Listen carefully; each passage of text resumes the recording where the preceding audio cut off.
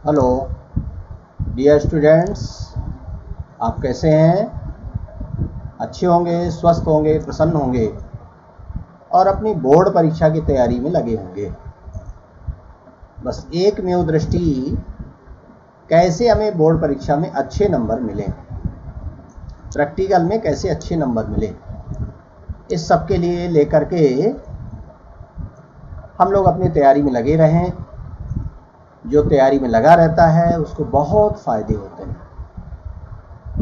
प्यारे बच्चों, वीडियो वही देखें जो व्यवस्थित ढंग से तैयारी करना चाहते हैं, और इस चैप्टर के और इस सीरीज के जितने भी वीडियो हैं वो सब देखें और उन्हें सब्सक्राइब और लाइक करना ना भूलें। अपना व्यू ज़रूर लिखें, कैसा आपको वीडियो लगा। आगे हम लोग स्टार्ट करते हैं। I am KP sir, biology. I have experience about 25 years. मेरे बहुत सारे स्टूडेंट डॉक्टर्स हैं, डिफरेंट एरिया में वर्क कर रहे हैं, PCS IAS भी हैं, तो आप भी उनमें से एक हो सकते हैं। अपनी तैयारी में लगे रहें। नीट की तैयारी के लिए भी आगे सीरीज लेकर के आएंगे और आपकी तैयारी कराएंगे। अभी हम लोग यूपी बोर्ड की तैयारी में हैं। हर चैप्टर के बाद कौन कौन से क्वेश्चन होते हैं, उनका आंसर कैसा देना चाहिए, ये भी हम लोग लेकर के चलने वाले हैं। तो हम लोग पिछली 2 वीडियो में जो चैप्टर है sexual reproduction in flowering plants, पुष्पीय पौधों में लैंगिक जनन, इसको लेकर के हम लोग चल रहे हैं। इसमें 2 वीडियो आपको दिए जा चुके हैं। फर्स्ट वीडियो में alternation of generation, structure of flower, और उसमें जो स्टेमेन होता है, माइक्रोस्पोरोजेनेसिस की प्रोसेस कैसे होती है, ये हम लोगों ने देखा। सेकेंड वीडियो में structure of pollen grain, dispersion of pollen grain, कैसे पॉलन ग्रेन किसी परागकोश से बिखरते हैं। और आगे हम लोगों ने जो वीडियो देखे सेकंड वाले में, उसमें स्ट्रक्चर ऑफ कार्पेल, स्त्री केसर की संरचना, उसके भाग, उसमें कैसे मेगास्पोर बनता है, कैसे एम्ब्रियो सैक बनता है, उस प्रोसेस को मेगास्पोरोजेनेसिस कहते हैं, गुरु बीजाणु जनन। और उस गुरु बीजाणु जनन के दौरान ओव्यूल बनता है, उसकी भी स्ट्रक्चर हम लोगों ने देखी। आगे हम लोग देखें स्ट्रक्चर ऑफ ओव्यूल, बीजांड की संरचना। ये जो बीजांड है ये कैसा होता है, तो बीजांड की संरचना में हम लोग स्ट्रक्चर इसकी देखते हैं। एक जो प्रॉपर बीजांड होता है उसकी स्ट्रक्चर में कौन कौन से पार्ट होते हैं, यहाँ पर हम लोग देखें। ये जो आपको दिख रहा है ओव्यूल, बी पार्ट वाला, यह एनाट्रोपस प्रकार का ओव्यूल है, एनाट्रोपस प्रकार का बीजांड है। 6 प्रकार के बीजांड होते हैं, आगे चल करके हम पढ़ेंगे। पहले एक टिपिकल ओव्यूल, जो आदर्श बीजांड होता है, उसकी स्ट्रक्चर हम लोग जरा समझ लें। ये जो ओव्यूल है, इस ओव्यूल में एक डंठल जैसी रचना होती है, इसे फ्यूनिकिल कहते हैं। फ्यूनिकिल, बीजांड वृंत। फ्यूनिकिल जिस पार्ट से जुड़ा रहता है उस पार्ट को नाभिका या हाइलम कहते हैं। नाभिका या हाइलम। इस ओव्यूल के चारों ओर 2 इंटेगुमेंट पाए जाते हैं। कितने इंटेगुमेंट होते हैं? 2 इंटेगुमेंट पाए जाते हैं। 2 अध्यावरण पाए जाते हैं। इंटेगुमेंट 2 होते हैं, इसलिए इस प्रकार के ओव्यूल को बाईटेगमिक कहते हैं। ये जो बाइटेगमेंट होते हैं इसमें 2 इंटेगुमेंट पाए जाते हैं, एक बाहर होता है एक अंदर होता है। इंटेगुमेंट जहाँ पर मिलते हैं वहाँ छोटा सा पोर बन जाता है, ये पोर कहलाता है माइक्रोपाइल, बीजांड द्वार। ये वाला जो एरिया है यह बीजांड द्वार या माइक्रोपाइल कहलाता है।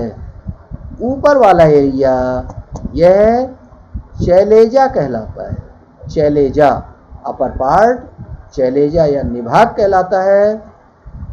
इसमें जो मेन स्ट्रक्चर है, मुख्य रचना है, वह न्यूसेलस कहलाती है। न्यूसेलस कहाँ है?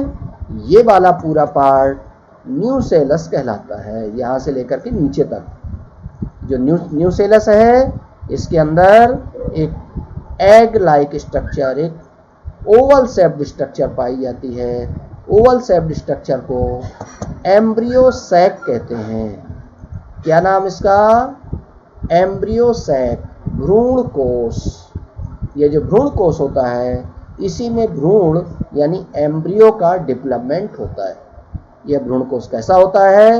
पिछले वीडियो में आपने पढ़ा था, सप्तकोशीय, अष्टकेंद्रीय, 7 सेल्ड एंड 8 न्यूक्लिएट स्ट्रक्चर होती है। इस प्रकार के एम्ब्रियो सैक को आपने पढ़ा है। पॉलीगोनम टाइप कैसा होता है? पॉलीगोनम प्रकार का यह एम्ब्रियो सैक होता है। Polygonum type of embryo sac.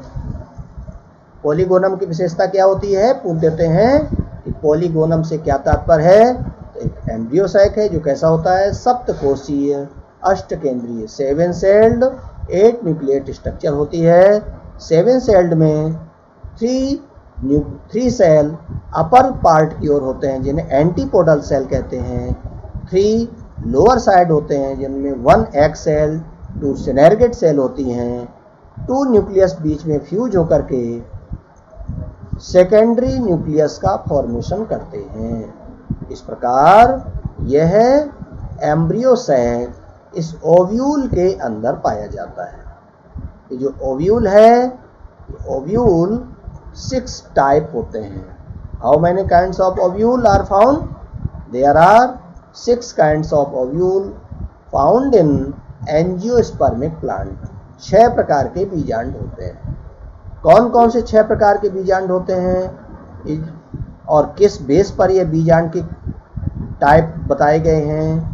तो ये बेस जो है, ये बेस ऊपर की ओर जो माइक्रोपाइल है, इसके पीछे वाला भाग चैलेजा है, इसके पीछे वाला भाग फ्यूनिकल है।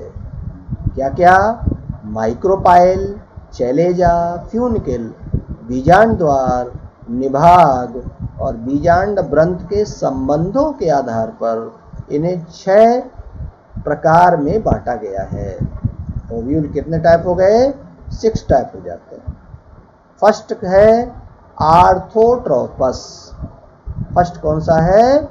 आर्थोट्रोपस। आर्थोट्रोपस, इसमें क्या स्पेशल फीचर होता है कि जो माइक्रोपाइल,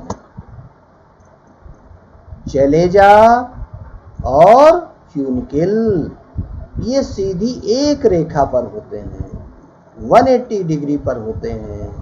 इसे रिजुकोण कहते हैं, इसलिए इस प्रकार के ओव्यूल को रिजु प्रकार का बीजांड भी कहते हैं। आर्थोट्रोपस ओव्यूल, ये आर्थोट्रोपस ओव्यूल है। सेकंड वाला कहलाता है एनाट्रोपस। जो सेकंड पार्ट है ये एनाट्रोपस है। एनाट्रोपस, इसमें आप देखें यहाँ पर ये माइक्रोपाइल और पीछे वाला भाग चैलेजा, ये तो एक सीधी रेखा पर पाए जाते हैं, बट इसका जो फ्यूनिकल पार्ट है ये माइक्रोपाइल के पास आ जाता है। फ्यूनिकल माइक्रोपाइल के पास आ जाया करता है, ये फ्यूनिकल और ये माइक्रोपाइल। थर्ड टाइप है हेमीट्रोपस प्रकार का बीजांड। हेमीट्रोपस टाइप ओव्यूल।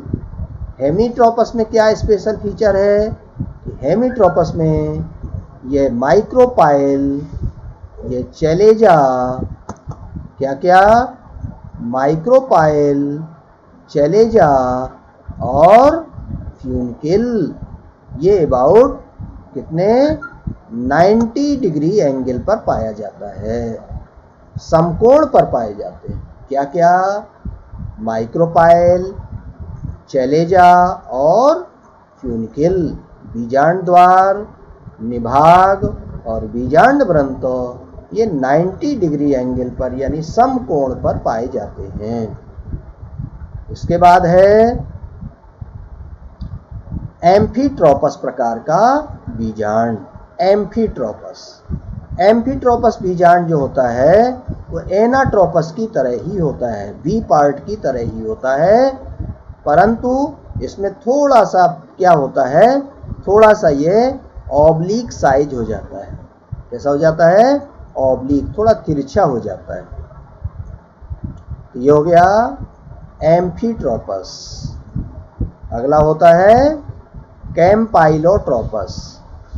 कैम्पाइलोट्रोपस ये थोड़ा और तिरछा हो जाता है। और सर्सिनोट्रोपस, इसमें ये जो फ्यूनिकल है, ये फ्यूनिकल 2 और मोर देन 2, इसमें चारों ओर लिपट जाता है, 2 या 2 से अधिक बार ये क्वाइल्ड हो जाया करता है इसके चारों ओर। तो ये हो गया 6 टाइप ओव्यूल। ओव्यूल की स्ट्रक्चर देखी और इसके 6 काइंड देखें। आगे हम लोग जानते हैं कि प्लांट्स में पॉलिनेशन होता है, परागण होता है। ये परागण क्या होता है, पॉलिनेशन क्या होता है, जरा इसको हम लोग समझें। Kinds of pollination, methods of pollination, ये सब हम लोग अभी पढ़ने वाले हैं। तो पहले पॉलिनेशन क्या है।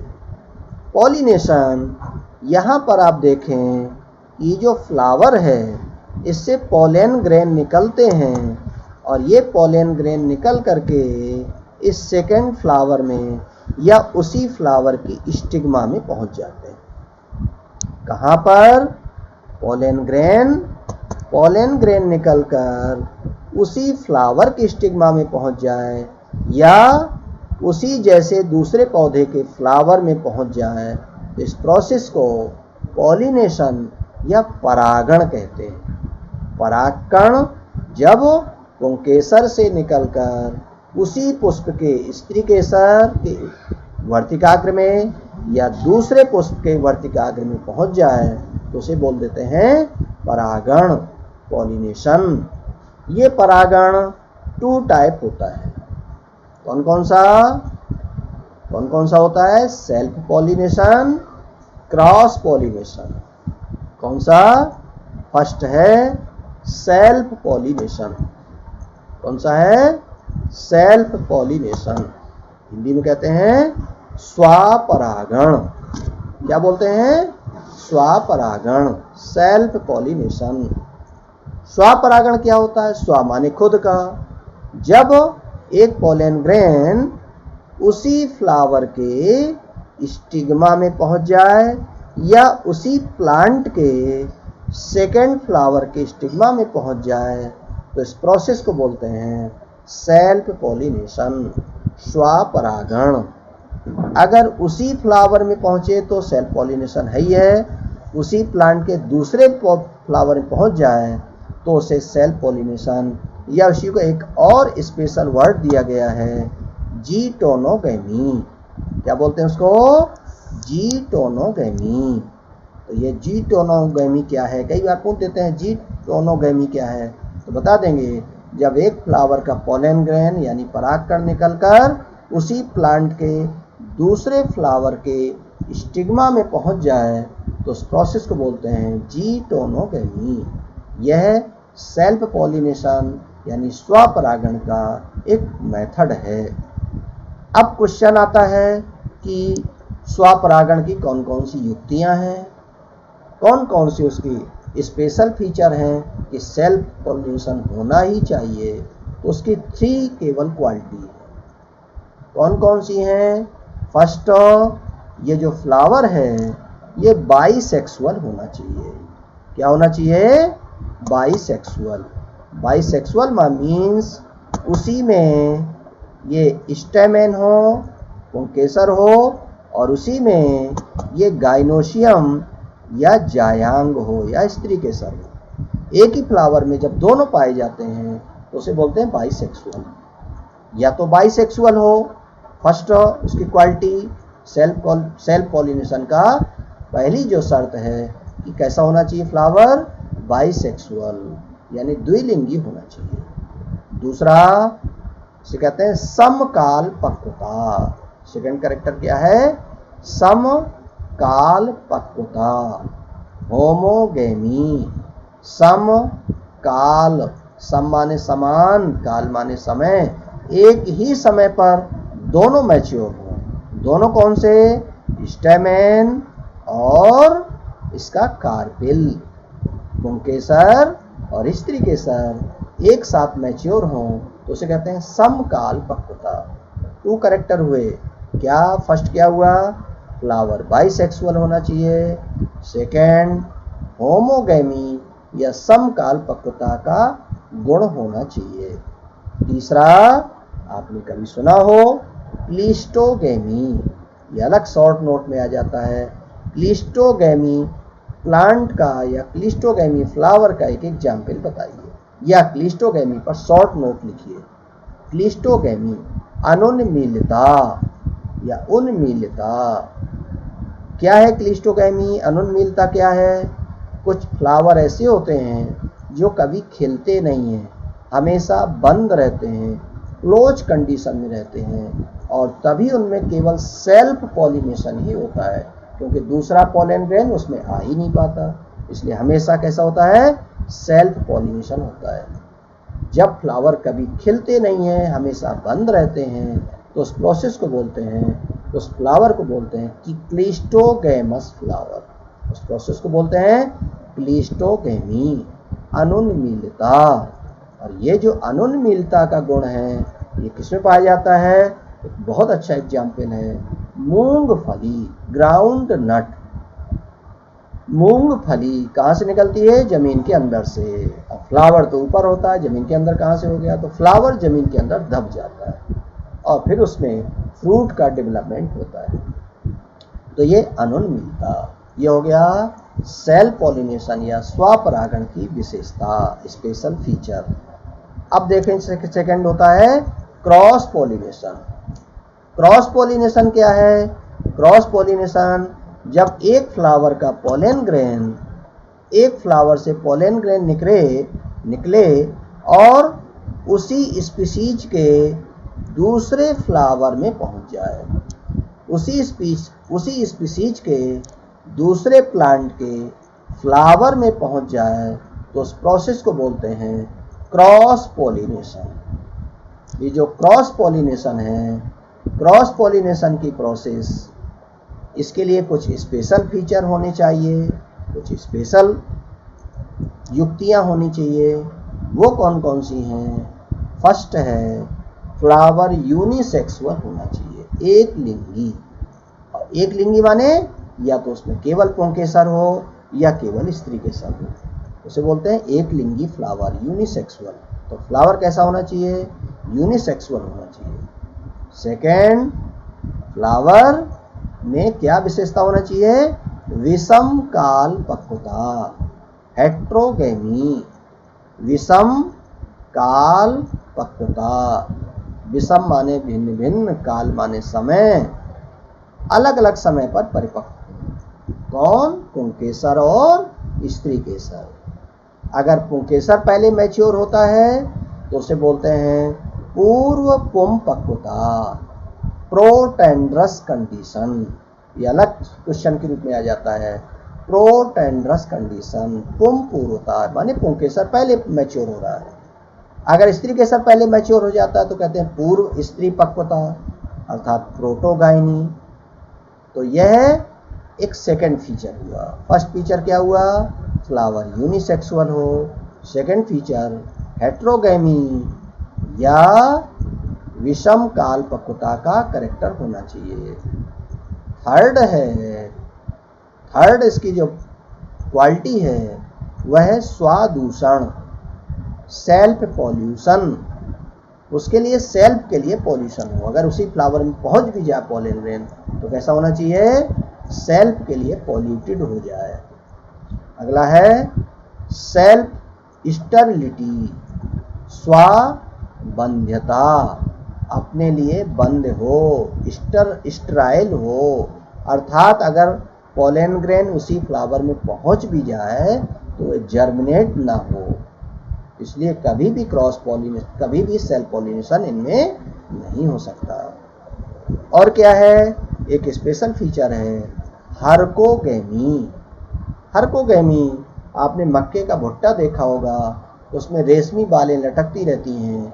तो जो रेशमी बालें हैं वो उसका स्टाइल और स्टिग्मा है, वर्तिका और वर्तिकाग्र है, यानी स्त्री के सर वाला हिस्सा है।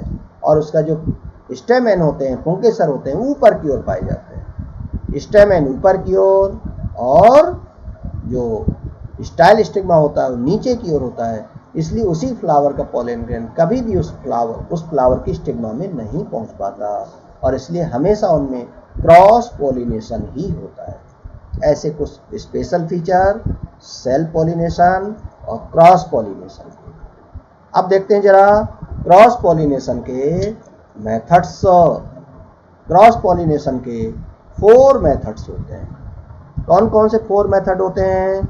एक होता है वायु परागण, एनिमोफिली, एयर से पॉलन ग्रेन आगे बढ़ते हैं। एक होता है ये हो गया वायु परागण। एनिमोफिली जल परागण, हाइड्रोफिली कहते हैं। अगर इंसेक्ट के द्वारा होता है तो उसे बोलते हैं इंटोमोफिली, कीट परागण। और अगर जंतुओं के द्वारा होता है, एनिमल के द्वारा होता है, एनिमल माने वो एलिफेंट है, वह घोंगा है, स्नेल है, वह मनुष्य है, अगर इनके द्वारा होता है तो उसे बोलते हैं जूफिली, जंतु परागण। 4 प्रकार का परागण होगा, वायु परागण, जल परागण, कीट परागण, जंतु परागण। इसका क्वेश्चन अलग से बनता है, इसको हम लोग कल डिस्क्राइब करेंगे अगले वीडियो में, और इसको पूरा समझेंगे कि मेथड्स कैसे संपन्न होती है। एनिमोफिली है, वायु परागण है तो कैसे होता है, जल परागण तो कैसे होता है, कीट परागण है तो कैसे होता है, इसको हम लोग अगले नेक्स्ट वीडियो में देखेंगे। बच्चों, पढ़ते समय सब्सक्राइब और लाइक करना ना भूलें, अपना व्यू जरूर लिखें, आपको ये वीडियो कैसा लगा। मिलते हैं अगले वीडियो में। धन्यवाद।